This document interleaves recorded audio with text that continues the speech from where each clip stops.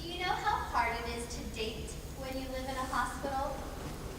TV shows like Grey's Anatomy make it seem like it's fun and sexy, but let me tell you, that's a blatant lie. And I know what you're thinking. You're just saying that because you're a patient. But that's not true. See, I have a prime room for hearing all of the hospital gossip. I'm right across from the nurses' station.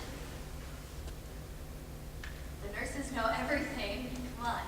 Well, do you want to know what today's juicy gossip was? The coffee cart's out of vanilla creamer. Boring. Lola, you're not supposed to be talking to the interns about hospital gossip. You're supposed to be filling them in on your case. Yeah, but it's more fun than cancer. True. But they don't need to know how many nurses got their asses pinched by Dr. K this morning. They do need to know about your case. Because no surgery tonight? Yeah, well, can't they just read about it on my charter? No. Huh. Hi, I'm Lola, and I have osteosarcoma, which is basically bone cancer. And I am 17 years old, which, if you ask me, is the worst age to be stuck in a hospital because you are still stuck in pediatrics, even though you are basically an adult, which is why I am stuck in the pretty princess room, which, again, does nothing for your dating life. Do you know how hard it is for me to seem like I am fun and cool when I am constantly surrounded by princesses? Talk about your cancer! It sucks, okay? I was diagnosed when I was 10, and my parents totally freaked out. And everything suddenly became about me. Not that it took any of the attention away from my older brother, who is about 10 years older, and he lives by himself with his family, his own family, and he doesn't visit, so I don't really miss him. But, I mean, that doesn't mean that I don't get lonely. You tend to lose friends when you are 10 years old and stuck in a hospital bed because 10-year-olds don't really like to hang out in hospitals. I mean, I still have friends. I have chemo friends because there is this special room that's just for chemo, and we sit in these big chairs and watch this yellow liquid drip into our veins. It's not really fun, and it takes a while, so we make friends with the other people in the big chairs, which is the other thing that sucks about peds. They're all children. So that's not completely true. There's one other person my age, Alyssa. She's my best friend, and we have the same taste in guys and same sense of humor, and we watch the same movies all the time. She has The Little Mermaids permanently stashed in her collection, so if you ever want to watch it, just go to her room. I guess there is one thing that is good about being stuck here, I guess. His name is Ricky. What's up, Buttercup? Not much. I'm out of touch. Whoa, is that a frown? There is no frowning allowed during my shift. He's 18 and he works for the cafeteria delivering meals, so I get to see him 3 times a day, and he comes to visit me on his breaks.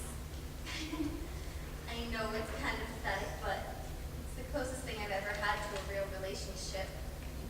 I know I have a sad life. I have another surgery today, so I'm kind of nervous about it. Damn, that sucks. However, you are a pro at surgery. Oh, bad news, that means you don't get to eat these delicious round pieces of cardboard the cafeteria calls pancakes. No food before surgery. Yeah, I guess that means we won't be seeing a lot of each other today. Are you kidding? I will be up here on my break to wish you luck before your surgery. And I will be here after you get out of your surgery to bring you your favorite chocolate ice cream. You're the best, Ricky. I'll see you around noontime. Okay. My surgery is at 2, so don't be late, okay? Never. Bye, Lola. Bye, Ricky.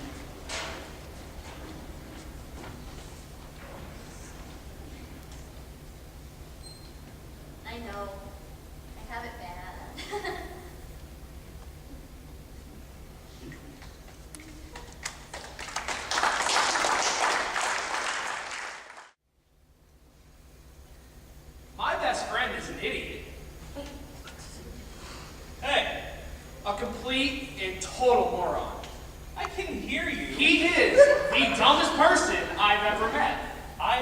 feelings. You're a dumbass! What did I do? Are you kidding me? What? You almost got me arrested and then killed. How do you figure that? Okay, boys. Can you tell me what happened? Nothing. We fell out of bed. No, we weren't in bed. We fell playing something, man. Sports. We were playing sports. We were running from the cops. Well, okay, now that's going to be a good story. We were on our way back to my place to catch the Bruins game when this idiot made us stop at our friend Jared's place. Jared used to be a really good kid, like straight A's and community service good, but then he became a drug dealer, crack specifically. Yes, it's been forever since I drank the electric Kool-Aid. Crack? No. What even is electric Kool-Aid? Some of the kids are calling it these days. I thought it just meant Kool-Aid. You know, I'm a mom. Anyway, we went to Jared's apartment so Tyler could the video game he let Jared borrow. We get there, the place is full of people. It took us a while to find them, and when we finally do, the cops burst in. It's a fucking drug ring. The problem is everyone's running around all crazy trying to hide. They're hiding in the closet, behind the couch, under the rug. I'm of sound mind, so I climb out the window onto the fire escape. I look back, and this idiot is hiding behind a curtain. So I grabbed him and pulled him out the window with me. So we start going down the stairs when all of a sudden he trips and knocks me down. So we fell down 2 flights of stairs and landed in a dumpster. I landed on some broken glass, and he literally landed on a garbage bag full of pillows. I still broke my ankle. I wish you had landed on your face. Maybe you would have broken that. If you weren't such a dumbass, none of this would have happened. No! If you hadn't slept with Brittany, none of this would have happened. Are you still upset about that? What do you think? I think it happened 6 months ago, and you already forgave me. Maybe I didn't really forgive you. It was an accident. Can you tell me it was an accident? Then you have sex with your best friend's fiance. We were drunk. She didn't stop being my fiance because you were drunk. I know, and I'm really sorry. I don't want to talk to you right now. Boys, that's enough with the curtain. Why don't you two just, take a little time away from each other? Work things out. That sounds great. Yeah. Okay.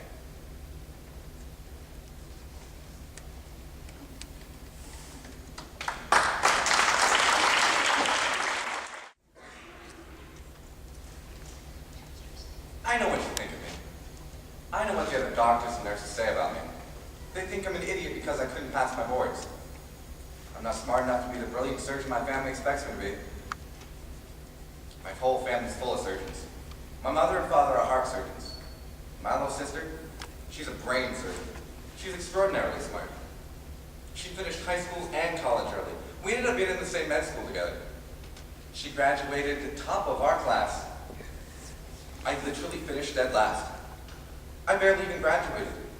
Do you have any idea what it's like to have everybody forget that it's your graduation too? Or that you're a surgeon too? Or that you're part of the family too? We go to family events, and they pretend like I don't even exist. Everybody's talking about the big surgeries they're doing, and all I can say is that I gave another tour of the hospital today. Hooked up one of the new nurses in the on-call waiting room, which doesn't really go over well because it's my grandmother's 80th birthday party. I always say the wrong thing or do the wrong thing, and I didn't even want to be a doctor. I wanted to be an actor. I did a lot of acting in college, and I got the lead role in every spring musical. I was good. My freshman year of college, I call my mother up, and I tell her that I got the lead in the spring musical.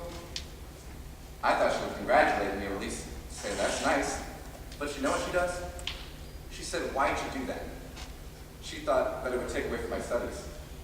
She couldn't understand why I could do that, but not be taking extra classes.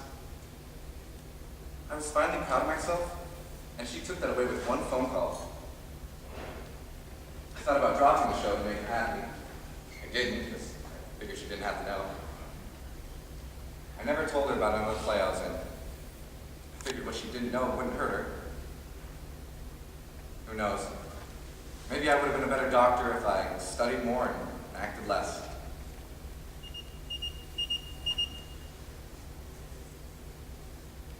Oh, it's my 11 o'clock with Felicia.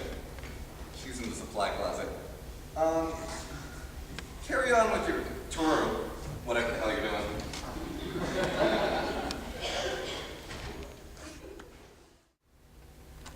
So I went down to my dad's room to tell Mom. I marched all the way down there just to see my mom. She's crying. My dad's sleeping or knocked out, I don't know which, and my mom's just crying.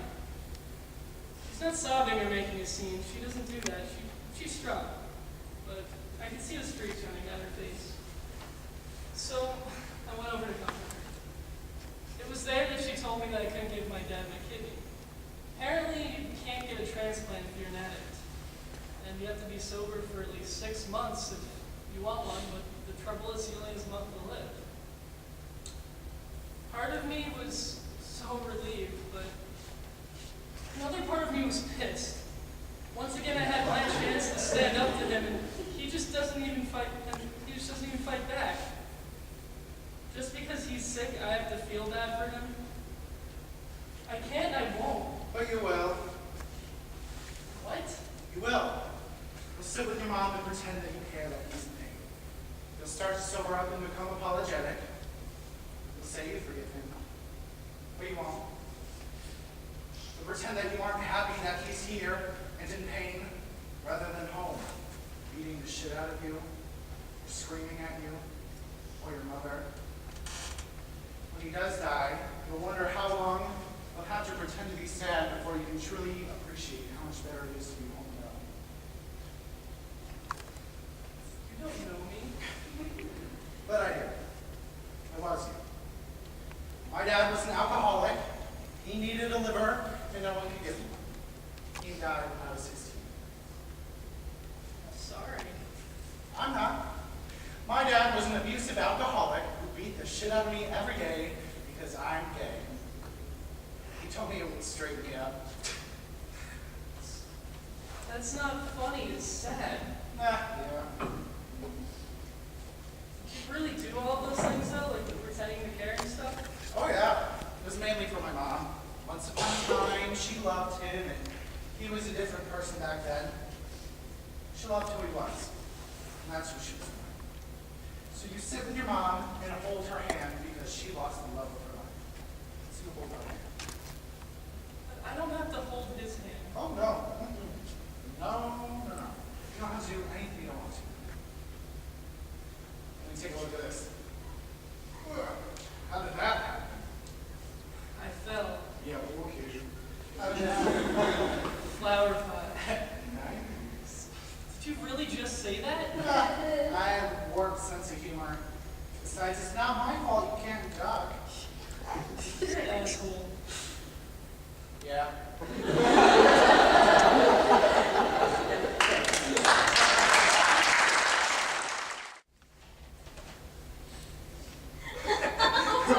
Wait, so your boss thought that you were doing heroin. Yeah, Why? because I was hyper? That's ridiculous. I know. I just started bringing her coffee in the morning so she knew I was hyped up on caffeine and not heroin. You're hilarious. Oh, no, I'm not. You just think I'm funny because you don't get out No, much. that's not true. I bet you're funny outside the hospital too. Thanks. You're still worried about your surgery? I've had like a million surgeries. Are they supposed to make you nervous? Maybe that's why everybody says it's good luck. forgot that you're a pro at surgery. How can you forget, Ricky? Our entire friendship has been in this room. That is so not true. You've been in many rooms in this hospital. And sometimes we hang out in the TV room. And I've taken you for many walks around the hospital grounds. Oh yeah, how can I forget those memorable events? Well, excuse me, but I can be very memorable. Shit, my break is officially over and it's time to go back to work. Aw, leaving me to wither in my self-pity. Self-pity? Please, why pity yourself when you can pity the food delivery guy?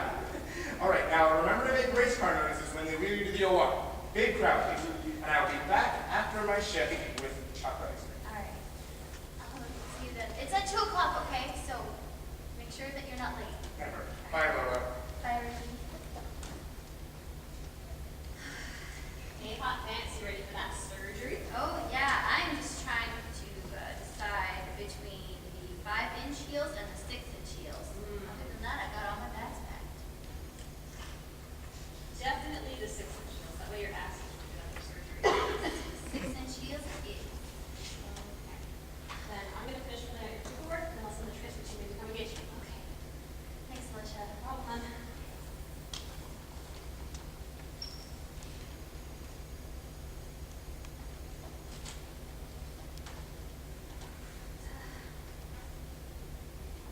I am actually a little bit nervous about this surgery. My cancer has pretty much spread everywhere. It's even in my brain now. So I started seeing these weird shapes and things, so they took me to get a scan and I just lit up like a Christmas tree. So today they are taking me to surgery to remove this tumor that's messing with my sight. So I guess, yeah, it is pretty scary because it's my brain. There's just a lot that could go wrong. All right, Lola. You ready to go? Yes, but you're not doing the surgery, right? Oh, God, no.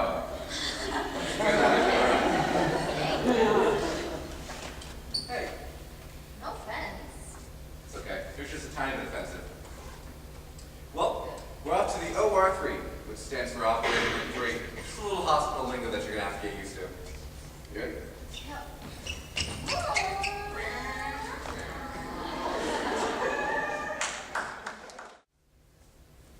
So, Dr. K hooked up with a new cardio nurse, Alicia, in my supply closet. They were being super loud and it was disgusting. I have no respect for nurses or interns that feel their need to, I don't know, buck their way to the top of the pay grade. Like, I'm a good nurse. I actually care about my patients, and that is how you get pay raises. You do your job and keep your nose out of everybody else's business.